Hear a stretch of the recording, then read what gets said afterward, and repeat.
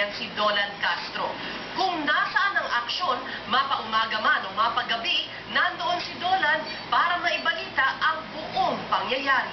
Pero noong December 14, 2004, napunta si Dolan mismo sa gitna ng aksyon at nanagay sa panganib ang kanyang buhay. Magandang hapon po, Pilipinas. Narito po ang mga detalye ng mga nangungunang balita. 1990 nang unang masilayan ang galing ni Dolan Castro sa paglaladang balita sa Junior TV Patrol. Ilang at madilim ang lugar na ito ng Nia Road sa Kamuy. Mula noon, gumawa na siya ng pangalan sa larangan ng mga police report.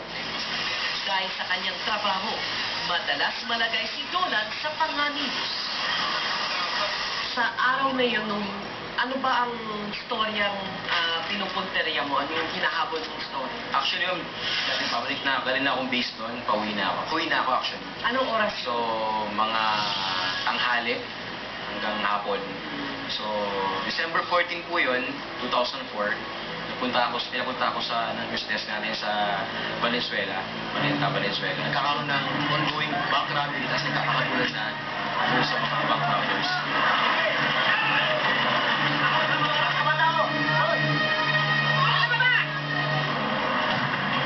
So kami yung cameraman ko noon, si Gio Encarnacion, nagpasya kami na pumasok sa loob ng Paris area. Pagpasok namin, yung mga tao nagtuturo na. Andun yung mga pulis, So ang instinct mo sa bilang reporter, samba. Siyempre, makikita ka. Pagdating po namin sa may dulo, dead end na. May bahay doon. Tapos si Jimmy, pumanik siya sa may taas ng hagdanan. Ako naman, sumunod ako sa kanya, pero kalahati na ng hagdanan. Sabi niya, partner, wala na dito yung mga hold-upper, tsaka wala rin mga pulis dito. Pagkalikod namin, yung pala mga hold-upper po, nasa ilalim pala nung silong ng bahay. Kung saan kayo naroon? Kung saan kami naroon, tapos naghagis ng granada. Paghagis ng granada, narinig ko pa bam! So atakuha ko ngayon, pagtakbo ko, ayun na. Nasugatan din ang border na si Dolan Castro. Tinamaan ng sharp nail ng granada sa bibig. Sugat na yung paa ko, tapos may tama ako sa binte, saka sa likuran, hanggang sa bumagsak na ako. Si Jimmy nga, hindi niya malaman kung saan tututok ba yung camera sa akin, kung tulungan niya ako, o ano. Kasi sigaw na ako, may tama ako, para ma-alert na yung mga operatiba na eto ako, baka matamaan pa yung mga ibang kami doon. Nung narinig pa kita nag-report ka kahit sugatan ka, di ba? Na nakapag-live ka pa sa telepono. Kwento mo nga yun. Opo. So yun, paglabas ko po, kasalubong ko ng mga taga-DCMM natin. Tapos sabi nga nila, kayo na, nandiyan lang sa doon, may tama na. Ano nangyayari? So nagkaroon ng panic talo yung mga mamahalig na nagko-cover. Hanggang sa nabanggit ko na po na napasok namin yung area kung saan nagkatago yung mga bank robbers. Pero sabi nga nila, swerte ka.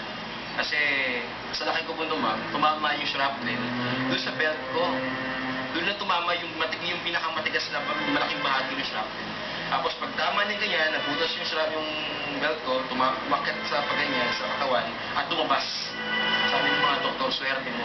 Kasi kung yan nagdire-diretso, at ang mangyayari, bitigil sa puso mo yan, siyempre gagawin namin, operahan ka namin.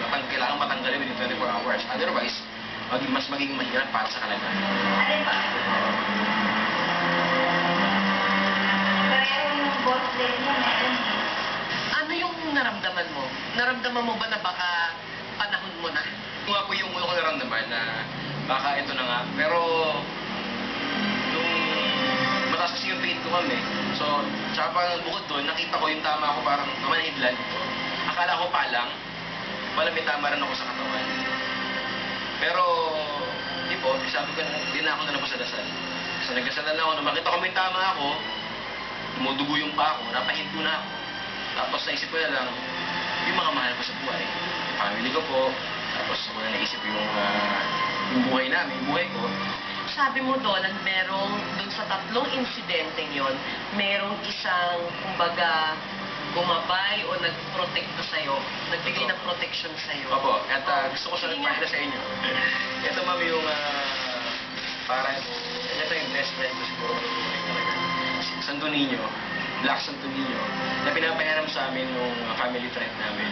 Na every time na dumaring sa bahay namin, lagi may nangyayari kakaiba sa akin, ayaw swertihin ako, o nakakaligtas ako sa mga sakuna. So hanggang ngayon, siya pa rin ang nasa screensaver mo sa telepono. O ma, meron ito. Yan. Siya pa rin yan. Nagbago lang naman telepono ko, pero... Pero iisa ang screensaver. Kahit sa wallet ko po, so talagang yun, Santo Niño talaga.